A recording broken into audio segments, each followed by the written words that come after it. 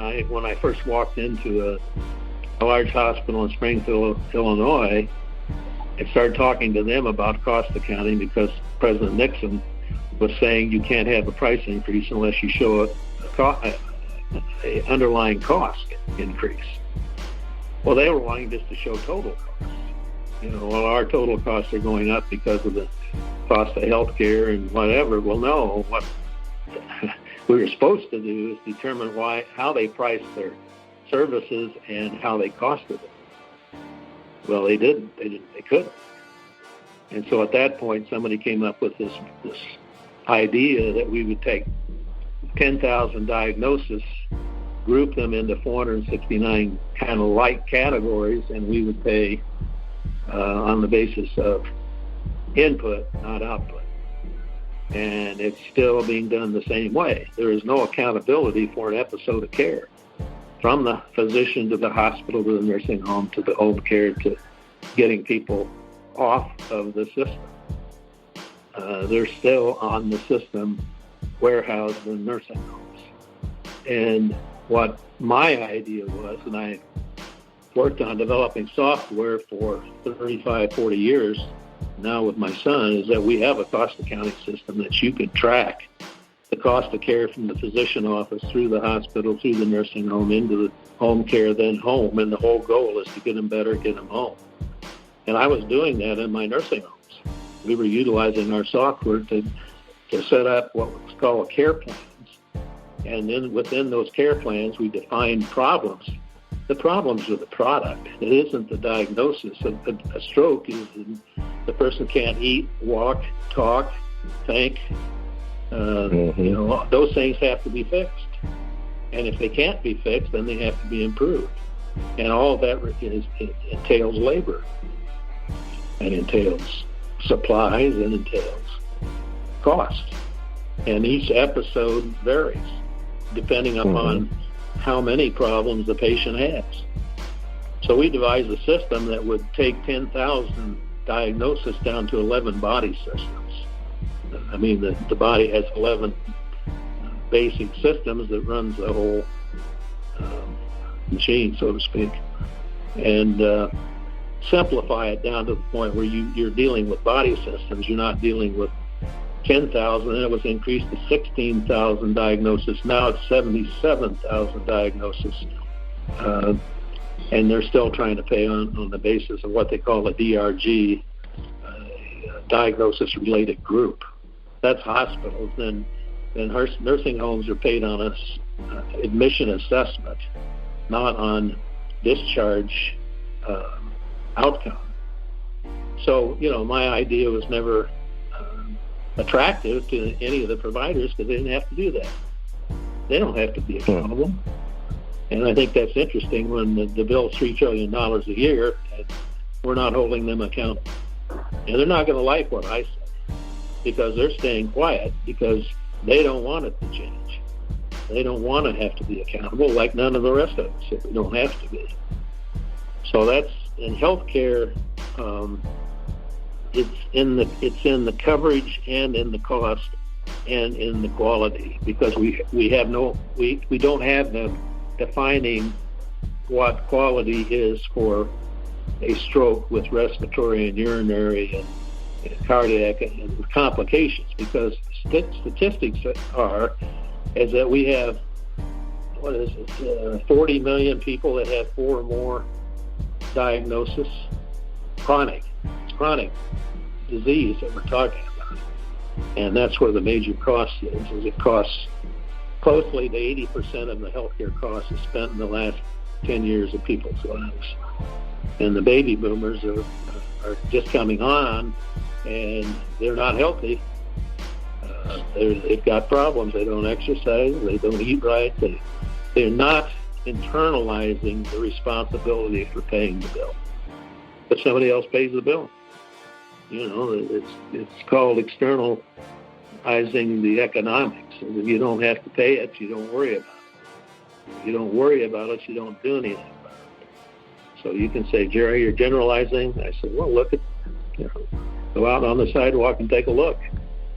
We've got people that don't look healthy, don't live healthy. and there should be some responsibility for that. When we talk about what should I pay, should it be a privilege or should it be a right? Well, I don't think it's right when the young people are paying the costs for all the old people, because that's what it's coming to. And they're going to wake up and say, wait a minute, I can't even pay my college debt. And the deductibles on what's supposed to be Affordable Care Act, I can't even pay the deductible, therefore I can't get a doctor's appointment. I can't get admitted until I pay my deductible, so I have to borrow the money. They think their college debt's a lot of money. Wait till you start borrowing money for your health care deductibles. And that will only go up because there is no control of the costs. Zero, if you understand where I'm coming from. Oh, yeah. No cost accounting, there's no accountability, and there's no definition of what outcome is. And do I have the solutions in my book? Yeah, I call it Shift the Paradigm, away from the government. Take it away. Privatize it. You got to get it out of their hands, because there's $600 billion that's being wasted in the system.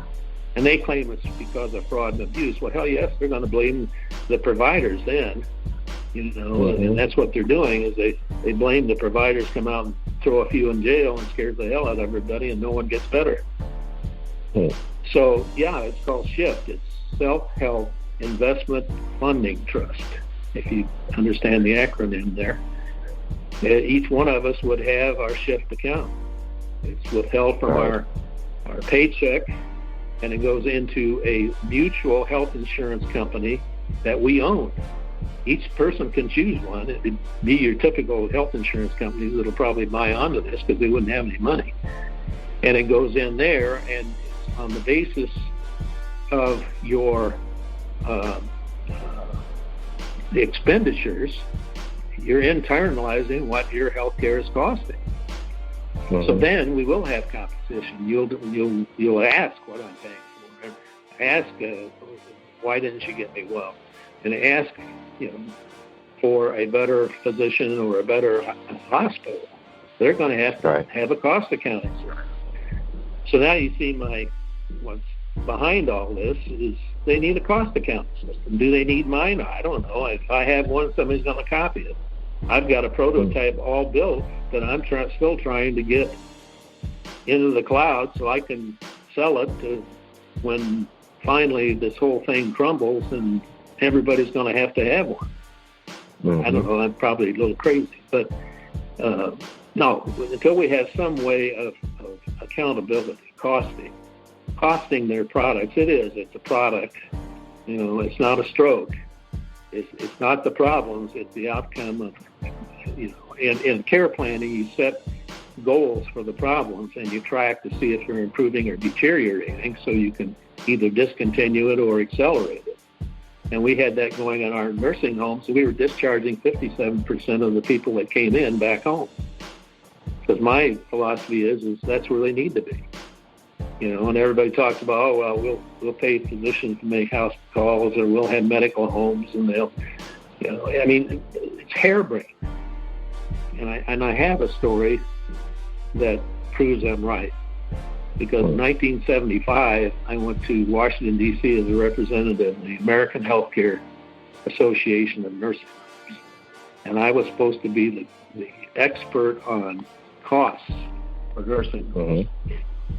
Well, of course I wasn't, because no one had a cost accounting system. But I went to the meeting. I was a little late, and there was probably 25 professors around this table, and the assistant attorney general, who was a nurse, Faye Abdallah, was chairing it, and I kind of felt a little out of place. But when it finally came around the table, they were all proposing they should take the billings that they had received from hospitals and nursing homes, use a regression analysis computer program to determine cost, if you can imagine.